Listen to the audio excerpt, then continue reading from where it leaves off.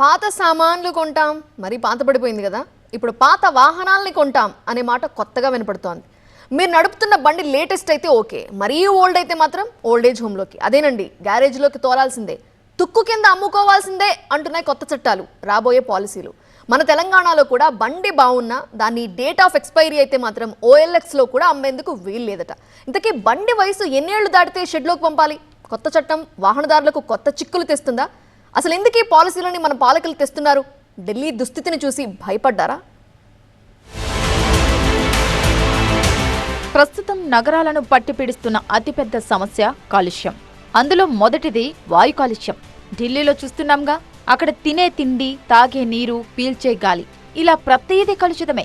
ఇలాంటి పరిస్థితి దుస్థితి తమ నగరాలకు రాకుండా ఆయా రాష్ట్ర ప్రభుత్వాలు జాగ్రత్తలు తీసుకుంటున్నాయి. ఇప్పుడు తెలంగాణలోనూ కాలుష్య నియంత్రణకు ప్రభుత్వం చర్యలు చేపట్టింది. వెహికల్ 15 ఏళ్లు పైబడితే రోడ్లపైకి నో ఎంట్రీ అంటోంది సర్కార్. ఇదే ఇప్పుడు వాహనదారుల గుండెల్లో రైళ్లు పరిగెట్టేలా చేస్తోంది. దీనికి సంబంధించి సీఎం రేవంత్ రెడ్డి కీలక ప్రకటన చేశారు. రవాణా శాఖ సంపూర్ణంగా సహకరించాలి, ఈ నగరాన్ని కాలుష్యం నుంచి కాపాడాలి అంటే మీ సహకారం 100% ఉండాలి. తొందరలోనే పాలసీ తీసుకొస్తాం. 15 సంవత్సరాలు పూర్తయిన వాహనాలన్నిటిని కూడా మనము ఈ నగరంలో తిరగకుండా వాటిని తీసుకోవాల్సిన చర్యలు కూడా మనం చేపట్టాల్సిన అవసరం ఉన్నది. 15 ఏళ్లు పైబడిన వాహనాలు హైదరాబాద్లో తిరగకుండా చర్యలు తీసుకుంటామని, దీనికి సంబంధించి త్వరలోనే పాలసీని తెస్తామంటున్నారు సీఎం రేవంత్. అయితే ప్రస్తుతానికి దీన్ని గ్రేటర్ హైదరాబాద్కి మాత్రమే పరిమితం చేయబోతున్నారు. తెలంగాణలో లక్షల కొద్ది వాహనాలు కాలం చెల్లినవి ఉన్నాయి. అక్టోబర్ నాటికి లెక్కలు తీస్తే 41.86 లక్షల వాహనాల జీవితకాలం ముగిసింది. ఇందులో 31.36 లక్షలు ద్విచక్ర వాహనాలే. అంటే 75% పైగా 2 వీలర్స్ తుక్కు చేయాల్సినవే. లక్షల్లో కాలం చెల్లిన వాహనాలు రోడ్లపై యథేచ్ఛగా తిరుగుతుండడంతో కాలుష్యమే కాదు, ప్రమాదాలు పెరిగిపోతున్నాయి. వాహనాలకు ఫిట్నెస్ లేకపోవడంతో అనేక చోట్ల యాక్సిడెంట్లు జరుగుతున్నాయి. పదుల సంఖ్యలో ప్రాణాలు పోతున్నాయి. రాష్ట్రంలో రహదారి ప్రమాదాల్లో నిత్యం 20 మందికి పైగా చనిపోతున్నారు. ప్రస్తుతం తెలంగాణలో 15 ఏళ్లు దాటిన వాహనాల సంఖ్య 21 లక్షలుంటే వాటిలో 9 లక్షల వాహనాలు హైదరాబాద్లోనే ఉన్నాయి. రంగారెడ్డిలో 2.3 లక్షల వాహనాలున్నాయి. ఇక 15 ఏళ్లు దాటిన వాహనాల్లో బైకులదే అగ్రస్థానం.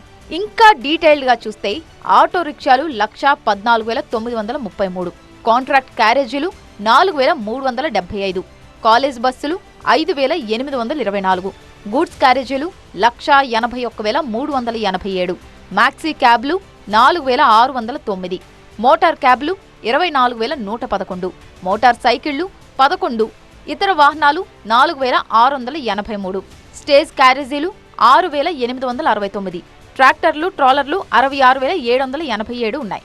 ఇక జీవితకాలం దాటినవి చూస్తే రవాణా వాహనాలు 4,15,131, వ్యక్తిగత వాహనాలు 37,71,606 ఉన్నాయి. అయితే కాలం చెల్లిన వాహనాలను ఇప్పటికిప్పుడు స్క్రాప్కు పంపుతారా అంటే కాదు, కానీ నియంత్రించాల్సిన అవసరం ఉందంటోంది ప్రభుత్వం. ఒకవేళ ఫిట్నెస్ బాగుంటే మునుపటిలా నడుపుకోవచ్చు, కానీ కండిషన్ సప్లై అంటున్నారు మంత్రి పొన్నం.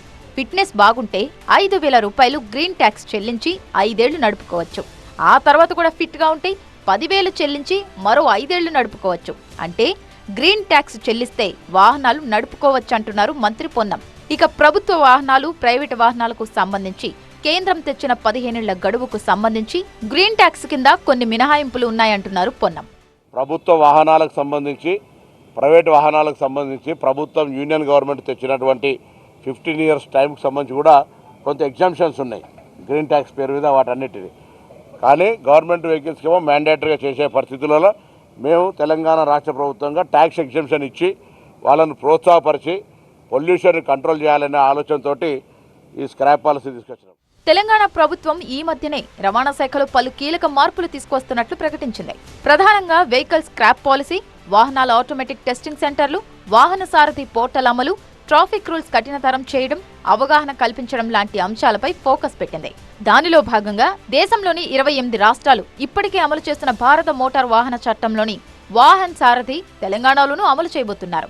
దీని ద్వారా వాహనదారులకు సంబంధించిన అంతర్రాష్ట్ర ఇబ్బందులకు చెక్ పడనుంది. అలాగే వెహికల్ స్క్రాపింగ్ పాలసీ అమలుకు నిర్ణయించారు. ప్రైవేటు వాహనాల వాలంటరీ వెహికల్ స్క్రాపింగ్ పాలసీ ద్వారా వాహనదారులకు సర్టిఫికెట్లు ఇస్తాయి. కొత్తగా వాహనాలు కొనుగోలు చేస్తే లైఫ్ ట్యాక్స్లో రాయితీలు లభిస్తాయి. కర్ణాటక, మహారాష్ట్ర లాంటి రాష్ట్రాల్లోని పాలసీలను అధ్యయనం చేసి తెలంగాణలోనూ అమలు చేసేందుకు కొత్తగా జీవో తీసుకురానుంది.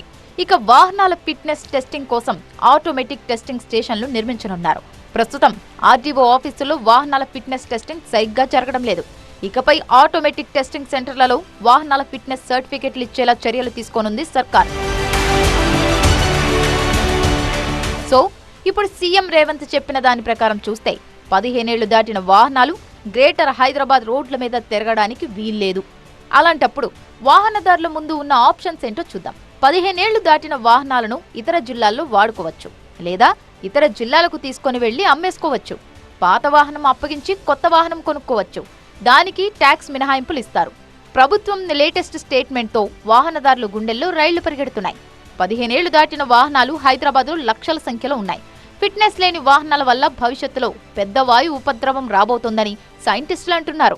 గ్లోబల్ వార్మింగ్ వల్ల, అలాగే మన చుట్టూ ఉన్న వాతావరణంలో వాహనాల రద్దీతో వాహనాల ద్వారా వచ్చే కాలుష్యం వల్ల కూడా మనకి చాలామందికి చిన్న చిన్న జబ్బుల నుంచి పెద్ద క్యాన్సర్ల దాకా, ముఖ్యంగా 40, 50లోనూ అనేక మందికి అల్జీమర్ లాంటి జబ్బులు వచ్చినా కూడా, చాలా చిన్న వయసులో హార్ట్ అటాక్స్, పక్షవాతాలు లాంటి జబ్బులు వచ్చినా కూడా మనకి వాతావరణ కాలుష్యమే ప్రధాన కారణంగా మనకు తెలుస్తోంది. వాహనాలను తమ ఇంటి సభ్యులుగా చూసుకునే వాళ్ళు కూడా ఉంటారు. ఎప్పటికప్పుడు సర్వీసింగ్ చేస్తూ సూపర్ ట్రాక్ రికార్డును మెయింటైన్ చేసే వాళ్ళు కూడా ఉంటారు. అయితే అధిక శాతం మంది మాత్రం వాహనాలను నడుపుతున్నారు గానీ వాటి మెయింటెనెన్స్ చెక్ చేయించుకోవడం లేదు. దీని పర్యవసానం చాలా తీవ్రంగా ఉంటుందని కొన్ని స్వచ్ఛంద సంస్థలు హెచ్చరిస్తున్నాయి. 15 ఏళ్ళగా పైపడినవన్నీ చట్ట ప్రకారము తీసేయాలి. సో వాహనం మెయింటెనెన్స్ బట్టి కూడా కాలుష్యం ఉంటుంది, హెచ్చు తగ్గులు ఉంటాయి. 15 ఏళ్ళ తర్వాత అన్ని వాహనాలు కాలుష్యం చేస్తాయి అనడానికి వీల్లేదు. కాకపోతే పాత వాహనాల వల్ల బోర్ చెడిపోవడం వల్ల కూడా కాలుష్యం ఏర్పడుతుందని. ఢిల్లీలో 10 ఏళ్లకు మించిన డీజిల్ వాహనాలు రోడ్లపైకి రాకుండా ఆంక్షలు విధించింది అక్కడి ప్రభుత్వం. అలాంటి వెహికల్స్ ఓసారి పట్టుబడితే అవసరమైన డాక్యుమెంట్స్ సబ్మిట్ చేసి విడిపించుకోవాల్సి ఉంటుంది. 3 వారాల్లోగా డాక్యుమెంట్స్ ఇవ్వకపోతే ఆ వెహికల్ ని స్క్రాప్ కింద పరిగణిస్తారు. అప్లికేషన్ రిజెక్ట్ అయినా చెత్త కిందకే వస్తుంది. మరోవైపు వాహనాల నుంచి వచ్చే కాలుష్యాలను నివారించేందుకు కేంద్ర ప్రభుత్వం కీలక నిర్ణయం తీసుకోబోతోంది. 2027 నాటికి దేశంలో డీజిల్తో నడిచే 4 వీలర్ వాహనాల వినియోగాన్ని పూర్తి స్థాయిలో నివారించాలని భావిస్తోంది. వాహనాల నుంచి విడుదలయ్యే ఉద్గారాలను తగ్గించేందుకు వినియోగదారులు ఎలక్ట్రిక్, గ్యాస్తో నడిచే వాహనాలకు మారేలా చర్యలు తీసుకోవాలని కేంద్రం భావిస్తోంది. వాయు కాలుష్యాన్ని తగ్గించడానికి రకరకాల ప్రయత్నాలు జరుగుతున్నాయి. ఎలక్ట్రిక్ వెహికల్స్ పెద్ద ఎత్తున కొనండి అని ఒక ప్రచారం కూడా జరుగుతోంది. అట్లాగే కొన్న ఎలక్ట్రిక్ వెహికల్స్ని ఛార్జింగ్ చేసుకోవడానికి కూడా ఛార్జింగ్ స్టేషన్స్ హైదరాబాద్ నగరంలో నలువైపులా నెలకొల్పుతున్నారు. దానికి తోడు ఆర్టీసీ బస్సుల్లో కూడా ఎలక్ట్రిక్ బస్సుల్ని ప్రవేశపెట్టే ప్రయత్నం జరుగుతోంది. దానికి నేషనల్ క్లీన్ ఎయిర్ ప్రోగ్రామ్ కింద భారత ప్రభుత్వం కూడా సహాయం ఇస్తుంది. భారత్లో ఇప్పటికే ఎలక్ట్రిక్ వాహనాల వినియోగం భారీగా పెరిగింది. ఈ నేపథ్యంలో ఉద్గారాలను వెదజల్లే వాహనాల వినియోగాన్ని చాలా వరకు తగ్గించాలని కేంద్ర ప్రభుత్వం భావిస్తోంది. 2070 నాటికి దేశంలో ఉద్గారాలను వెదజల్లే వాహనాలు లేకుండా చెయ్యాలని ప్రణాళికలు సిద్ధం చేస్తోంది. 2030 నాటికి పూర్తి స్థాయిలో ఎలక్ట్రిక్ సిటీ బస్సులను అందుబాటులోకి తీసుకురావాలని యోచిస్తోంది. 2024 నుంచి ఎక్కువ జనాభా ఉన్న నగరాల్లో డీజిల్ బస్సులను వినియోగించకూడదు అనే నిబంధనను తీసుకురావాలి అన్న యోచనలో ఉంది కేంద్రం.